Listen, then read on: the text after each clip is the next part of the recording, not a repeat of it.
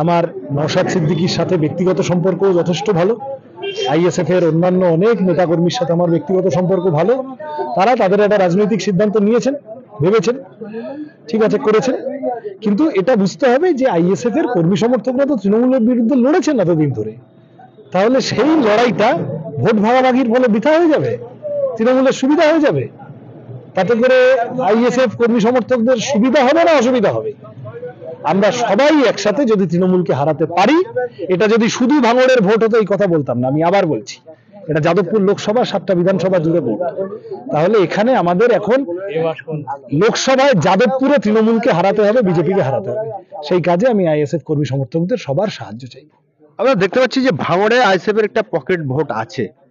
সেই যে পকেট ভোটটা আইএসএফ কে দিলে, যেমন 7টা বিধানসভা বলছেন, 7টা বিধানসভা আইএসএফ এর তেমন সংগঠন নেই, কিন্তু যদি শুধু ভাঙড়ের আইএসএফ ভোট যারা ভোট দেয় তারা জিততেও পারবে না, ভোটটা নষ্ট হবে। সেই আইএসএফ এর পকেট ভোট যারা আছে তাদের উদ্দেশ্যে কি বলবেন?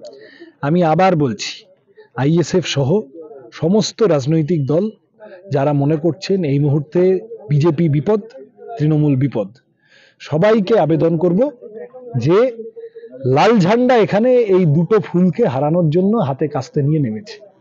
লাল ঝান্ডাকে সাহায্য করুন। আমরা আছি, দমে আছি, আত্মবিশ্বাসে আছি, শক্তি নিয়ে আছি। যেখানে বেরোচ্ছি মানুষ হই হই করে আসছেন, ভালোবাসছেন। আমরা পারবো, আমাদের উপর ভরসা রাখুন, আমাদের সাথে আসুন। আমরা সবাই একসাথে তৃণমূল বিজেপিকে হারালে সেটা শুধু বামপন্থীদের জন্য না, সেটা অন্য দলগুলোর জন্য, মানুষের জন্য ভালো হবে। শেষ প্রশ্ন করব, আমরা একটা ইলেকট্রনিক্স মিডিয়া দেখছিলাম যে বামফ্রন্ট বেশ কয়েকটি সিট পাবে, বলছে 3 থেকে 4টি সিট তারা জয়ী হতে পারে। আপনি বামফ্রন্টের একজন নেতা, উত্তীর্ণ যুব নেতা, আপনি কি মনে করেন যে বামফ্রন্ট কামব্যাক করতে পারবে 2024-এর লোকসভা ভোটে, এবং পারলে কোন কোন আসন থেকে জয়ী হওয়ার সম্ভাবনা আপনার দৃষ্টিকোণ থেকে দেখছেন? প্রথমত, আমি টিয়া পাখি নিয়ে বসে নেই, আমি জ্যোতিষী নই, কিন্তু এইটুকু বুঝতে পারি যে তৃণমূলের উপর লোকে বিরক্ত, বিজেপির উপর লোকে বিরক্ত। তৃণমূল পঞ্চায়েতে যা করেছে, পৌরসভায় যা করেছে, 21 সালে ভোটে জিতে আসার পরে ওটা মানুষ পছন্দ করেনি। খাটের তলায়, ফ্ল্যাটের তলায় টাকা ঢোকানো, যেখান থেকে পারবে চুরি করে ঝেড়ে ফাঁক করে দেওয়া মানুষ পছন্দ করে। আর বিজেপি যেভাবে দাঙ্গাবাজি করেছে, আর বিজেপি যেভাবে পেট্রোল ডিজেলের দাম বাড়িয়েছে, গ্যাসের দাম বাড়িয়েছে, ওষুধের দাম বাড়িয়েছে, বিজেপি যেভাবে ইলেকটোরাল বন্ড, পিএম কেয়ারে মানুষের টাকা লুটেছে, তাহলে এই দুটো দল গরিবের পেটে লাথি মারছে, মধ্যবিত্তের পেটে লাথি মারছে। এটা লোকে চাইছে না, পছন্দ করছে না। লোকে চাইছে একটা অন্য শক্তি উঠে আসুক। আমরা গিয়ে বলছি, আমরা লাল ঝান্ডা, আমরা বাংলাকে সবচেয়ে ভালো চিনি। আমরা কম বয়সী যে লাল ঝান্ডার নতুন জেনারেশনটা এসছে, তারা নতুন করে আবার ভাঙা বুকের পাঁজর দিয়ে নতুন বাংলা গড়ব। আপনারা সাথে থাকুন। খালি ওই 3-4টে কেন্দ্র কেন, 42টা কেন্দ্রেই তৃণমূল বিজেপিকে পরাস্ত করা সম্ভব। সেই জন্য কেমন সাড়া পাচ্ছেন? সারাদিন থাকলেন তো আমার সাথে, দেখলেন তো কেমন সাড়া পাচ্ছি। আপনারাই বলুন। মানুষ জাগছে, মানুষ মুখ খুলতে চাইছে। যে চাপা ভয়ের পরিবেশ তৈরি করে রেখেছে, সেটা থেকে ফেটে বেরিয়ে মানুষ নিজের মত জানান দিতে চাইছে। সেটা করতে পারলে ভাঙড় সহ যাদবপুরের রং এবার লাল হবে। কবির সুমন, পরবর্তীকালে মিমি জিতেছে এই জায়গা থেকে, তৃণমূলকে বিপুল ভোটে জয়ী করেছেন। কেন ভাবছেন যে তৃণমূলকে ছেড়ে আপনাদেরকে নতুন করে আবার যাদবপুরে সুজন চক্রবর্তীর পরে আপনাকে জয়ী করবেন? তার কারণ সুজন চক্রবর্তী হারার পরে যে 15 বছর, এই 15 বছরে পেট্রোল ডিজেলের দাম কত বেড়েছে আপনার মনে আছে? রান্নার গ্যাসের দাম যখন সুজন চক্রবর্তী শেষ এমপি ছিলেন তখন কত ছিল, আর এখন কত হয়েছে? ওষুধের দাম কত বেড়েছে, চিকিৎসার দাম কত বেড়েছে। এই যে এতজন এমপি ছিলেন, ভাঙড়ে একটা বড় হাসপাতাল, কেউ কথা বলে যেতে পারলেন না। এই যে 3টে টার্মে 3টে তৃণমূলের যে এমপি ছিল, এই যে আমাদের যে wetland, east Kolkata wetland, Ramsar site, সেটা রক্ষা করে উন্নয়ন করার কথা কেউ বলে যেতে পারলেন না। লেদার কমপ্লেক্স থেকে শুরু করে সব তো বামপন্থীদের সময় তৈরি। ফলত ভাঙড়ের উন্নয়ন লাল ঝান্ডার হাতে হয়েছে। ভাঙড় সহ যাদবপুর লাল ঝান্ডার হাতে তৈরি। লাল ঝান্ডা এনে মানুষকে বসিয়েছে। মানুষের বেড়ে ওঠা, বড় হওয়া, যাদবপুরের যাদবপুর হওয়া, তাতে লাল ঝান্ডার ভূমিকা আছে। তৃণমূল কংগ্রেস অত্যাচার করে, ভোট লুট করে যা করার চেষ্টা করেছে মানুষ পছন্দ করেনি। আর বিজেপির তো এখানে কোনো গল্পই নেই, ওদের দোকান এখানে পার্মানেন্টলি বন্ধ। তাহলে সেই লাল ঝান্ডায় আবার মানুষ ফিরবে।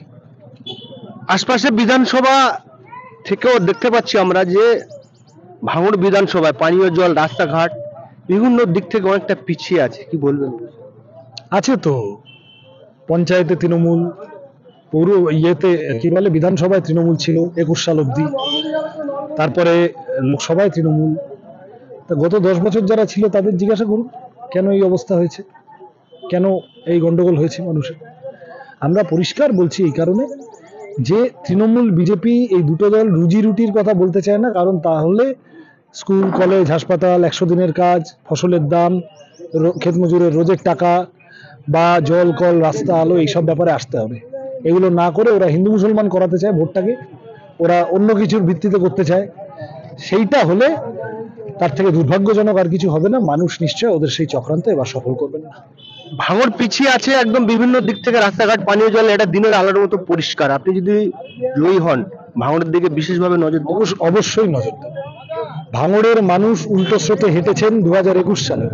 ভাঙড়ের মানুষের প্রতি আমার দায়বদ্ধতা আছে।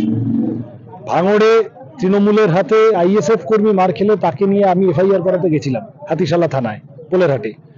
তাহলে ভাঙড়ের মানুষ, আমি খালি সিপিএম বা আইএসএফ বলছি না, যে মানুষ অত্যাচারিত, যে মানুষের মনে হচ্ছে আমার প্রয়োজনটা আমি পাচ্ছি না, সেই মানুষের জন্য কাজ করার জন্য আমি বদ্ধপরিকর। 2021 বিধানসভায় সংযুক্ত মোর্চা হয়েছিল বাম কংগ্রেস আইএসএফ নিয়ে। আমরা দেখলাম যে এই লোকসভাতে 24 লোকসভায় আইএসএফ নেই এবং ড্রাইভার নওশাদ পুরো বামফ্রন্টের ঘাড়ে চাপিয়ে দিচ্ছেন, কি বলবেন? সেটা উনি কি বলেছেন আমি সবটা শুনিনি, বলতে পারবো না। আমার 1 নম্বর কথা হচ্ছে যে সংযুক্ত মোর্চার বিধায়ক হয়েছিলেন, সংযুক্ত মোর্চার সবকটা দলের প্রতি ওনার দায়বদ্ধতা থাকা উচিত। আমি আশা করি যেটুকু যা ছোটখাটো এদিক ওদিক তালমিলের অভাব হচ্ছে সেটা মিটে যাবে। বামপন্থী নেতারা তো বসেছিলেন, আমি যতদূর জানি শুনেছি সবাই চাইছিলেন যে এই বোঝাপড়াটা হয়ে যাক ভালো করে।